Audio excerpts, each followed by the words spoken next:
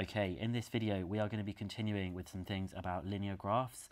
This is actually the second part of this video because I've already done these three categories that we've got here, and we're going to be moving on to parallel lines. Now if you do want this document, it is linked in the description and it's fully hyperlinked, so this is going to take me straight to the parallel line section that we've got. So it's from a non-calculator paper. We can see that at the top. We've got the equation of L1, which is kind of the normal way that we would see this, and then the equation of L2 that looks like this. Show that these two lines are parallel. Well, if they are parallel, it means that they have the same gradient. So that means I'm going to take L2, or in fact, let's just start with L1. L1, the gradient is simply 3. We can just see it's a 3 because it's the part that comes in front of the x. Now for L2, we're going to have to do a little bit of manipulation. So we get 3y minus 9x plus 5 equals 0. We're going to make y the subject. So I'm going to start by putting the minus 9x to the other side, becoming a plus 9x, and the plus 5 going to the other side and becoming a minus 5. Now, because I want y to be the subject, I'm going to divide everything by 3. 9x divided by 3 is 3x, and 5 divided by 3 I'm just going to write as 5/3. And then we can say here, the gradient is also 3, so they are parallel. The gradient is also 3, so they are parallel. And again, we can tell that the gradient is 3 because of the fact we've got that 3 in front of the x. So it does say a comparison, so you manipulate this and then show that they still have the same gradient that you've got there. Okay, we've still got some more stuff to do with parallel lines, but it's a little bit trickier with this one that we've got. So it says a triangle has vertices P, Q, and R. It says M is the midpoint of PQ, because obviously these are just coordinates, I wasn't going to read those out, and N is the midpoint of QR. Prove that MN is parallel to PR. Okay, so we're going to have to do a couple of things here. We're going to have to find the gradient of MN, which means we need to find the midpoint of PQ and the midpoint of QR, and then afterwards we need to find the gradient of PR.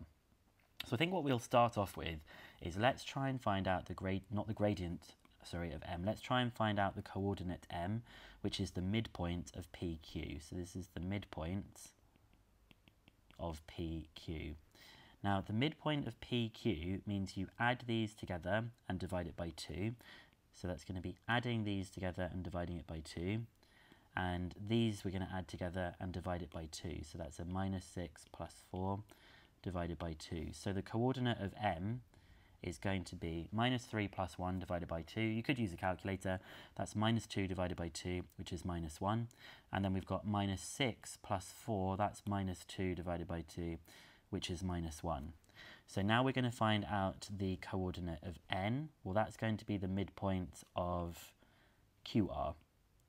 So this is the midpoint of QR. So that one is going to be these two. So I'm going to do this a little bit quicker. The 1 and the 5, will I do it quicker? No, I'm going to write 1 plus 5 divided by 2. And then I've got 4 minus 2 divided by 2. So N's coordinates are going to be 6 over 2, that's the 1 plus 5 over 2. 6 divided by 2 is 3. And 4 minus 2 divided by 2, that's 2 divided by 2, which is 1. So now what I'm going to do is find out the gradient of Mn. The gradient of Mn, that is equal to the change in y divided by the change in x. So I'm going to start off doing that minus that, and then this minus this. So I'm going to do 1 minus minus 1 divided by 3 minus minus 1. Now you can just type that straight into the calculator, although it's pretty easy to do. 1 minus minus 1 becomes a plus 1, and 3 minus minus 1 also becomes a plus 1, and so we get the gradient is 0.5, which is obviously just the same as a half. So the gradient of Mn is equal to a half. Now I'm going to work out the gradient of PR. Gradient of PR is equal to, so the coordinates we're going to be looking at for this are with P and R. So I'll do the second, take away the first. So the y coordinates are minus 2 minus minus 6, and the x coordinates are 5 minus minus 3. So over here, I'm going to do it as a fraction again, minus 2 minus minus 6, and then 5 minus minus 3, and we get the answer a half. So what we can say here is prove that they are parallel. So M, N, and P are have the same gradient, so are parallel.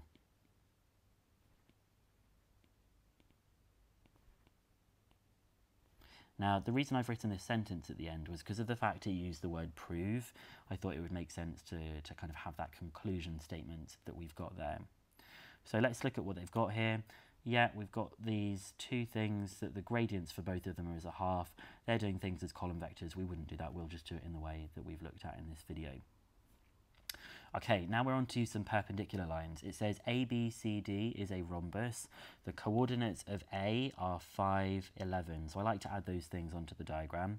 The equation of the diagonal DB is y equals a half x plus 6. So I'm going to say that that line is y equals a half x plus 6. Find an equation of the diagonal AC. So I'm going to draw on a line AC that we've got there. And something that you should remember is that the diagonals of a rhombus are perpendicular to each other. So we know that the equation of the line AC, this is going to be perpendicular to the line BD or DB. So let's have a look at this thing that we've got here. We can tell from this that the gradient of this line is equal to a half. So because it's perpendicular to DB, the gradient of AC, I should actually do this. I'm going to do a little subscript down here and say this is the gradient DB, little tiny DB in the corner. The gradient is going to be the negative reciprocal of this. Well, the reciprocal is 2, and then we will negate it so that it is, just negated. So it goes from a half to minus 2. Now what we need to do is to find the equation of the line that has gradient minus 2. Let's go back to blue. So the gradient is going to be minus 2, and it goes through the coordinate 5, 11. In other words, when x is equal to 5, y is equal to 11. So we know that y equals mx plus c. We're going to find out what c is. So y is 11, m is minus 2, and x is 5, and we're going to find out what c is. So that's 11 equals minus 10 plus c. I'll add the 10 to the other side, so 21 is equal to c. Hence, our equation is going to be y equals m, which is minus 2x, plus c, which is 21.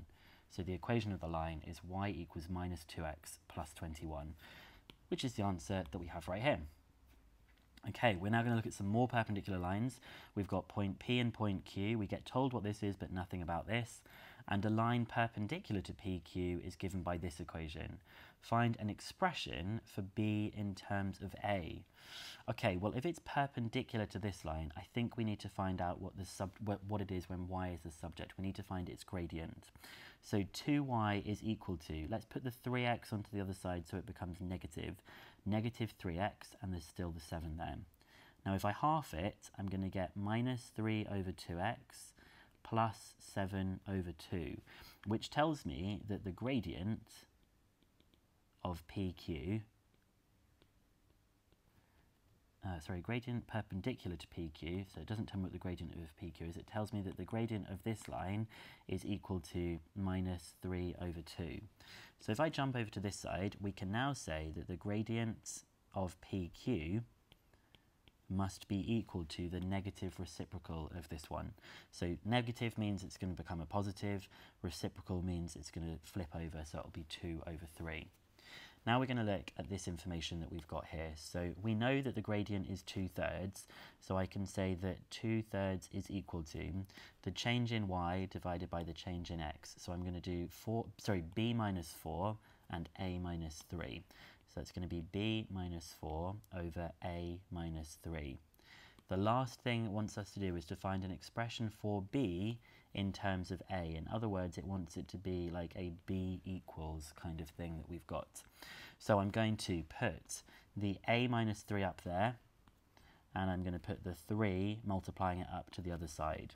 So we get 2 lots of a minus 3 equals 3 lots of b minus 4. So that's 2a minus 6 equals 3b minus 12. I'm going to add the 12 to the other side so that I get 2a plus 6, because minus 6 plus 12 is 6, equals 3b. Tell you what, I'm going to put all of this here so that I've got a little bit more space. And then all I'm going to do is divide by 3, so I get 2a plus 6 divided by 3 is equal to b. Or you could have alternatively written that b is equal to 2a over 3 plus 2, because obviously this 6 divided by 3 could be written as a 2. But you know what? They're going to accept this answer, and they're going to accept this answer that we've got here. So we have the 2 over 3a plus 2, and it does say OE, which means or equivalent, which means 100%. This would also be accepted as well. So continuing with perpendicular lines that we've got here, we have a straight line with this equation and the point A with this. Find an equation of the straight line that is perpendicular to L and passes through A. So we're going to take the equation 3y equals 4x plus 7, and we're going to make y the subject by dividing by 3. So we get this plus this, 4/3 x plus 7/3, which means that the gradient of this line is 4/3. So the gradient of the perpendicular, you might have seen in my videos I say a little perpendicular symbol. It's literally two lines that are perpendicular with a right angle sign. You don't need to use that, I just quite like using it to sort of save some space. Is going to be the negative reciprocal, so it will be minus 3/4. Now that tells me that our equation of the line is y equals m, which is the gradient we've got, x plus c, and the coordinate it's going through is 3 minus 5. So x is 3 when y is minus 5. So I'm going to put minus 5 over here, and x is 3. So I've got minus 3/4 multiplied by 3 plus c. Well, let's do some of this on the calculator. So I'm going to do negative 3/4 brackets 3. Okay, well that's negative 9/4. So to find out what c is, I'm just going to do minus 5 plus 9/4. So I'm going to do minus 5 plus 9/4, because I want to get to go to the other side. And we get therefore that c is minus 11 over 4. Minus 11 over 4 is equal to c. Of course, you could give that as minus 2.75 if you wanted to. So I'm going to say that our equation of our line is going to be this one up here, but I'm just going to replace the c. So that's y equals minus 3/4 x minus 11/4 that we have there. And of course, you could put these in as decimals. So we do get minus 3/4 x minus 11/4. Still got some other things going on with perpendicular lines here. It says ABCD is a rectangle. A, E, and B are points on the straight line with equation x plus 2y equals 12. So this is x plus 2y equals 12. A and D are points on the straight line M. AE equals EB. In other words, we've got some kind of like midpoint thing going on here with E. And we're going to find an equation of M. Well, I think pretty easily we can find out the equation of B, sorry, the coordinate of B. We could find out the coordinate of E, and I think that's then going to help us to find out the coordinate of A. And something else that we know is that these lines are going to be perpendicular to each other. So I'm going to start off by finding the coordinate of B and the coordinate of E. Well, if I'm going to investigate the coordinate B, that is when the y coordinate is 0. Because if you imagine writing that down as a coordinate, obviously the y coordinate is 0. So if y is equal to 0, I can take this equation that I've got and just substitute that y is 0. So that's going to be x plus 0 equals 12. In other words, x is equal to 12. So the coordinate of B, the x coordinate is 12 and the y coordinate is 0. So this is 12, 0. Now I'm going to investigate the coordinates of E. And the coordinates of E, well, that's when the x-coordinate is 0. We're just going to find out what the y-coordinate when the x-coordinate is 0. So if x is 0, you're going to get 0 plus 2y equals 12. Well, there's nothing, the 0 doesn't do anything, so when I half it, I get that y is 6. So the e-coordinate is going to be x is 0 and y is 6. So x is 0 and y is 6. Now, if I want to figure out what the a coordinate is, well, look, the x coordinate has gone from 0 to 12, and because e is in the middle, that must mean that the x coordinate is going to be minus 12. And for the y coordinate, it's gone 0, it's then increased by 6, so it's going to increase by 6 again, and it's going to go all the way up to 12. So a's coordinate is going to be minus 12, 12. Now, because we want it to be perpendicular, we're going to try and find something that is perpendicular to x plus 2y equals 12. So if x plus 2y is equal to 12, Well, 2y is equal to minus x plus 12. So when I half it, I get minus a half x plus 6. Oh yeah, and that's good that the y-intercept is 6 because we can see it here. So something which is perpendicular to this, the perpendicular gradient is going to be the negative reciprocal of this minus a half that we've got here. So I'm going to take the negative reciprocal of the minus a half, which is 2. So we're now going to do that the equation of the line is going to go through A and has gradient 2. So we know that if it's going through A, x is minus 12 and y is 12, and we know that the gradient is 2. So we get y equals mx plus c. So 12 equals minus 24 plus c. Add on that 24 and we get 12 plus 24 is 36. Hence, the equation of the line, I'll tell you what I'm going to do. I'm going to take all of this section, I'm going to shrink it down because I'm running out of space. So let's resize this and just shrink it just a little bit. So because c is equal to 36, that means that y is equal to mx plus c, which we've just worked out. So y equals 2x plus 36. Let's check it. Great, y equals 2x plus 36. Okay, one more on perpendicular lines, I think. No, two more on perpendicular lines. Three more. Goodness, there's so many on perpendicular lines. So it says here that the straight line L has this equation, the point A has these coordinates, and the straight line M is perpendicular to L and passes through A. Okay, so much information. Let's just pause there for a second and then deal with it afterwards. So we're going to say that it's perpendicular to this. So we're going to take our 3x plus 2y equals 17. We're going to make y the subject. So 2y is minus 3x plus 17. We're now going to divide by 2 so that we get minus 3 over 2x plus 17 over 2. Now we want something which is perpendicular to this. So the perpendicular gradient is going to be the negative reciprocal of minus 3 over 2, which is 2 over 3. And it passes through the point A. So actually, this is 0, 2. If you think about 0, 2 on the graph, 0, 2 looks like this. They've literally told us that the y-intercept is 2. Hence, the equation of the line is going to be y equals 2/3 x plus 2. Now, let's read what comes up next, because I paused there to just say, like, okay, well, let's just figure out the equation of the straight line M. This is the equation of M. The line L crosses the y-axis at the point B. The lines L and M at the point C work out the area of triangle ABC. Okay, let's look at this part. The line L crosses the y-axis at the point B. So let's look at the line L. When something crosses the y-axis, x is equal to 0. So we have 3x plus 2y equals 17.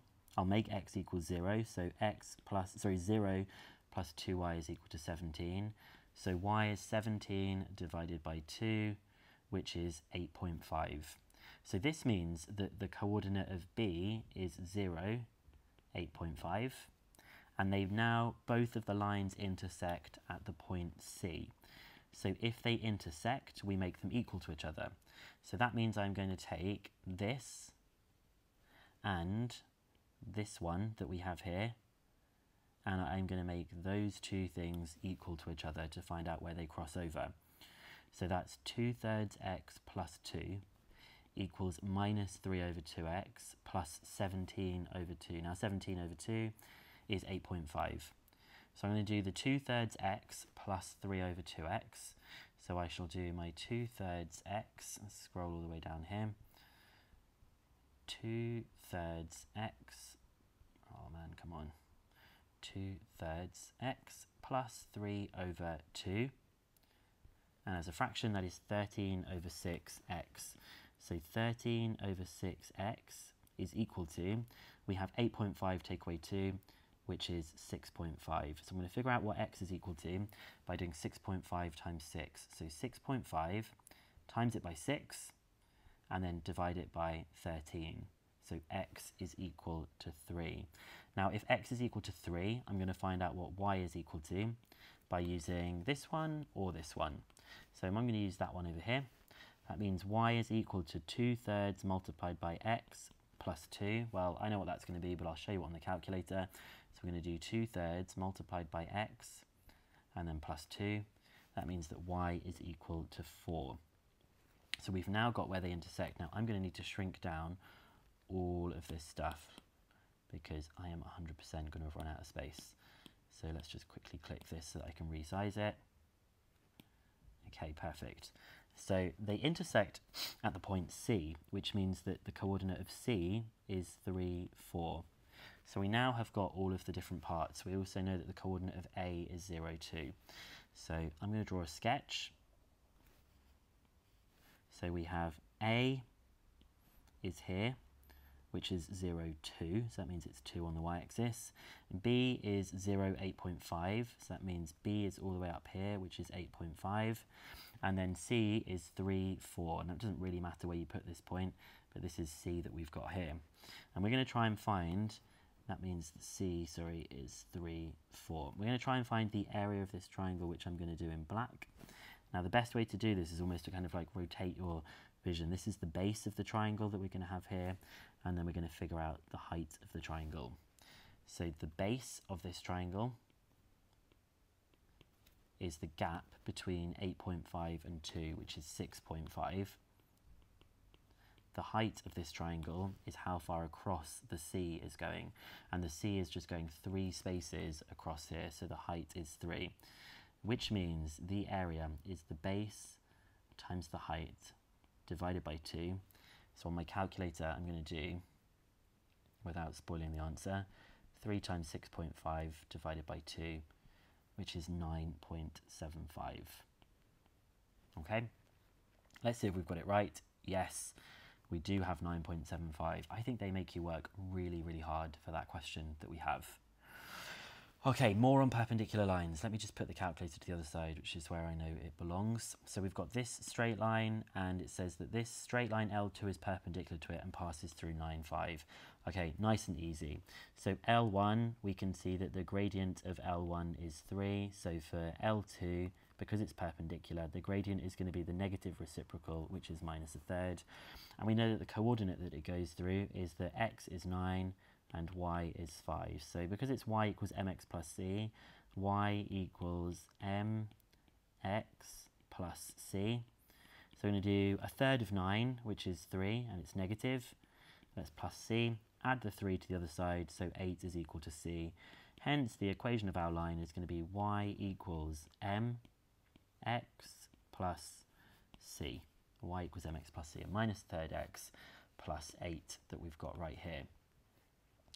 There is more. Okay, so here is a sketch of the line L. The points P and Q are -6, 0 and 0, 3, and they're on the line L. The point R is such that PQR is a straight line, and P to Q to R is in the ratio 2 to 3. Find the coordinates of R. Well, let's think about what's going on here. Between P and Q, the x coordinates are changing 6. So if that is like this part of the ratio that we've got here, it's been multiplied by 3. To go 2 to 6 is times in by 3, which means this distance that we want here to be 9. Notice how 6 to 9 is in the same ratio of 2 to 3. So that means the beginning part of R's coordinate is going to be 9. Now I'll do this part in like a red colour. This distance that we've got here is 3. And we want, sorry, from P to Q it's going up 3, and then from Q to R we want to figure out how much it's going to go up by. So it's going 2 to 3, and we're now saying it's going to go 3 to something else. So I guess we could do it as like a little in-between stage. 2 to 3 is 1 to 1.5, which means it's going to be 3 to, that's times in by 3, so that's also going to times by 3. 4.5. So this is going to have to be 4.5 going up. So this is more about ratio than it is about coordinates, I guess. Now we've got the coordinates of R and 9, 4.5. We're going to find an equation of the line that is perpendicular to L and passes through Q. So we just need to find out the gradient of this line, and then we'll take the negative reciprocal. So I'm going to find the gradient of PQ. So we're going to do the change in y over the change in x. So I'm going to do 3 minus 0 over 0 minus minus 6, 0 minus minus 6. So that's 3 over 0 plus 6, which is just 6. 3 over 6 is a half.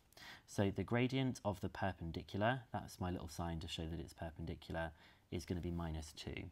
Now, because it's passing through Q, we know that the y-intercept is 3, so it's just going to be y equals mx plus 3. Y equals minus 2x plus 3. Let's double check that we've got the coordinates of r right. We said it was 9, 4.5, and then y equals minus 2x plus 3. So it's y and 7.5 and y equals minus 2x plus 3. What did I do wrong for this part here? Because, silly me. Let's fix it. So this 4.5 that we have, I hope you noticed me doing this wrong. This isn't going to be 4.5. This distance that we have here from Q to R, maybe what I should have done is taken this line here for the 9, and then I don't think we would have made the mistake. So you can see how easy it is to make these mistakes. This gap is 4.5, so it's actually at 3 and 4.5, so it is 7.5. You know what, I was considering, should I just re-record this? No, I think it's important to see that sometimes these mistakes are made. Hopefully you were kind of screaming at the video saying, you've done it wrong, you've done it wrong. So that's, I think, a better way to draw that diagram. And we do have the minus 2x plus 3. Okay, finally, we're on to regions, so I'm going to stop the video here, and the last part will be on regions.